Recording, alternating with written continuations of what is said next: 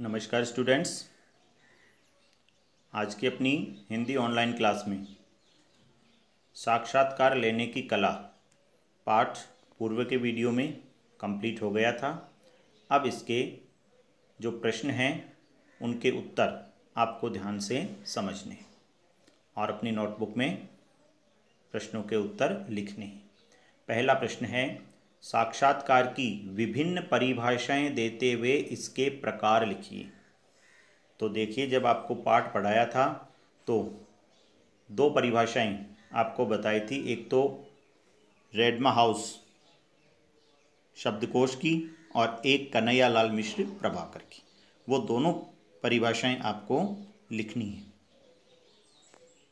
ठीक है, आपको लिखना है कि साक्षात्कार की निम्नलिखित परिभाषाएं दी गई है डैश। नीचे आपको लिखना है रेडमा हाउस शब्दकोश के अनुसार। फिर डैश लगाकर आपको लिखना है कि साक्षात्कार उस वार्ता अथवा भेंट को कहा गया है जिसमें संवाददाता, पत्रकार या लेखक किसी व्यक्ति या किन्हीं व्यक्तियों के सवाल जवाब के आधार पर किसी समाचार पत्र में प्रकाशन के लिए अथवा टेलीविज़न पर प्रसारण हेतु सामग्री एकत्र करता है। पूर्ण विराम डबल इन्वर्टेड कोमा में पूरी परिभाषा को बंद करना है। फिर आपको पैराग्राफ चेंज करना है और आपको लिखना है कन्हैया लाल मिश्र प्रभाकर के अनुसार। फिर डबल इन्वर्टेड कोमा से शुरू। मैंने इंटरव्यू के लिए बरसों पहले एक शब्द रचा था, अंतरव्यू। मेरा भाव है कि इंटरव्यू के द्वारा हम सामने वाले के अंतर में यानी मन में एक व्यू, स्ट्रेटजी, रणनीति रचना करते हैं। मतलब यह है कि दूसरा उससे बच ना सके जो हम उससे पाना चाहते हैं। यह एक तरह का युद्ध है और इंटरव्यू हमारी स्ट्रेटजी या रणनीति व्यूह रचना है। ये दोनों परिभाषाएं आपको लिखनी है। फिर आपको इसमें दूसरा प्रश्न और है कि प्रकार। तो तीसरा पैराग्राफ आ जाएगा कि साक्षात्कार के दो प्रकार होते हैं डैश। परीक्षा उपयोगी साक्षात्कार व जनसंचार माध्यमोपयोगी साक्षात्कार। परीक्षापयोगी साक्षात्कार व माध्यमोपयोगी या जनसंचार माध्यमोपयोगी साक्षात्कार। ठीक है, ये आपको इसमें लिखना है। आगे यदि इनको और डिफाइन करने के लिए कहे, मान लीजिए अलग से, तो आप उनको अलग से भी कर सकते हैं। प्रश्न 2, एक अच्छे साक्षात्कारकर्ता के गुणों पर प्रकाश डालिए। देखिए, एक पैराग्राफ मैंने आपको अंडरलाइन भी करवाया था कि एक अच्छे साक्षात्कारकर्ता में नम्रता, लेखन शक्ति, जिज्ञासा, वाक योग्यता या वाकपटुता, भाषा पर अधिकार, तटस्थता, बातें निकालने की कला, सुनने का धैर्य, मनोविज्ञान का ज्ञान और व्यवहार कुशलता होनी चाहिए। वह जिस विषय पर साक्षात्कार लेने जा रहा है उसकी गहरी समझ उसे होनी चाहिए। तभी वह साक्षात्कारदाता के विषयानुरूप प्रश्न पूछकर उपयोगी जानकारी संकलित कर पाएगा। साक्षात्कार में जीवंतता बनाए रखने के लिए साक्षात्कारकर्ता में बौद्धिक कुशलता व प्रत्युत्पन्नमति कहते हैं तुरंत जवाब देने की बुद्धि।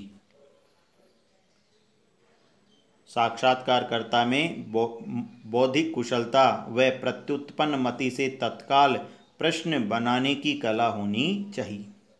साक्षात्कार विषय से परे जाता दिखे तो साक्षात्कारकर्ता को उसे पुनः विषय पर केंद्रित करना चाहिए। यह आपका दूसरा प्रश्न हो गया। प्रश्न संख्या 3, एक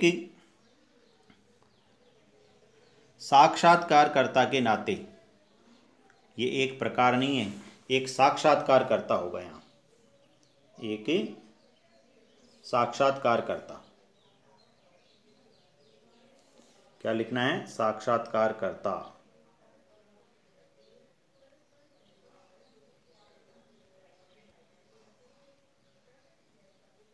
एक साक्षात्कारकर्ता के नाते आप अखबार या टीवी दोनों में से किसके लिए साक्षात्कार करना चाहेंगे और क्यों। मान लीजिए कि आप एक साक्षात्कारकर्ता हैं, तो आप अखबार के लिए साक्षात्कार लेना चाहेंगे या टेलीविज़न के लिए लेना चाहेंगे और क्यों लेना चाहेंगे। तो देखो, अखबार एक पठनीय माध्यम है जिसे पढ़ा जा सकता है, जबकि टेलीविज़न दृश्य श्रव्य माध्यम है। तो हर कोई टेलीविज़न के लिए ही इंटरव्यू लेना चाहेगा। तो मैं आपको, आप चाहें तो इसको अखबार का भी कर सकते हैं, ये आपकी अपनी मर्ज़ी पर है। मैं अखबार या टीवी में से टीवी के लिए साक्षात्कार करना चाहूँगा। अखबार के लिए साक्षात्कार में साक्षात्कारदाता का प्रत्यक्षण पाठक नहीं कर पाते हैं, यानी उसको वो देख नहीं पाते हैं। वे केवल साक्षात्कारकर्ता द्वारा दिए गए अंश के आधार पर ही उसे जान पाते हैं। साथ ही अखबार केवल पढ़े लिखे वर्ग तक ही सीमित होने के कारण टीवी से कम व्यापक है और टीवी ज़्यादा व्यापक है। टीवी के लिए साक्षात्कार की पहुंच एक विशाल दर्शक वर्ग तक होती है तथा साक्षात्कारदाता के विचारों के विभिन्न पहलुओं को बेहतर ढंग से प्रस्तुत किया जा सकता है। दर्शक स्वयं साक्षात्कारदाता को देख रहा होता है, अतः टीवी का साक्षात्कार अधिक प्रभावी होता है। प्रश्न 4, अपने क्षेत्र के विधायक से साक्षात्कार के लिए आप कैसी तैयारी करेंगे। मान लीजिए आपके क्षेत्र का विधायक है और उससे आपको इंटरव्यू करना है। जैसे आप अभी सीकर में रहते हैं, तो सीकर के विधायक कौन है? श्री राजेंद्र पारिक।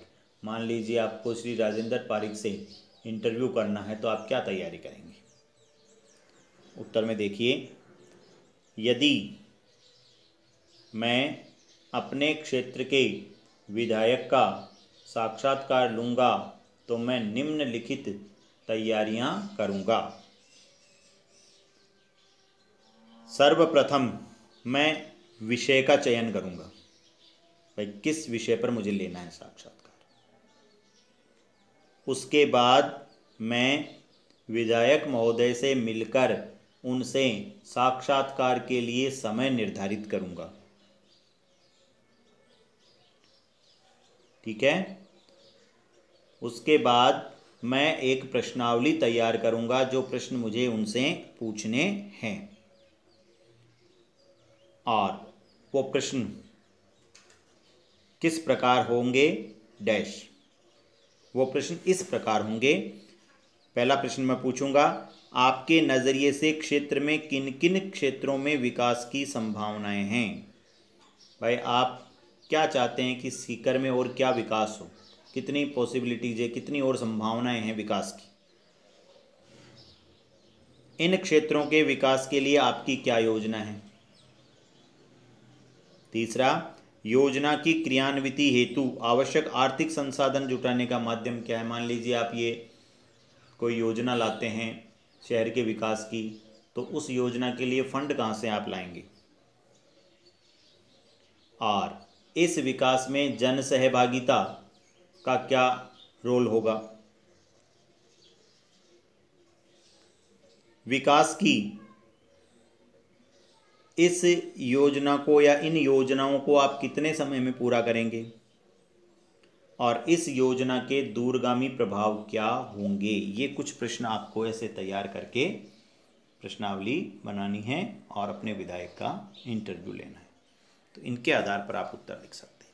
साक्षात्कार का प्रमुख आधार संवाद है, कथन को स्पष्ट कीजिए। सबसे आखिर का पैराग्राफ मैंने आपको अंडरलाइन करवाया था, वही आपको इसमें लिखना है कि साक्षात्कार का प्रमुख आधार संवाद है, बातचीत है, डायलॉग है। साक्षात्कार जब लंबा हो जाता है तो वो एक निबंधात्मक की तरह लगता है। जब साक्षात्कार देने वाला अपनी यादों के आधार पर किसी चीज़ का वर्णन करता है तो वो संस्मरणात्मक हो जाता है। यदि वो किसी की आलोचना करता है तो वो आलोचना के जैसा लगने लगता है, लेकिन फिर भी साक्षात्कार एक स्वतंत्र विधा है। ये आपको लिखना है।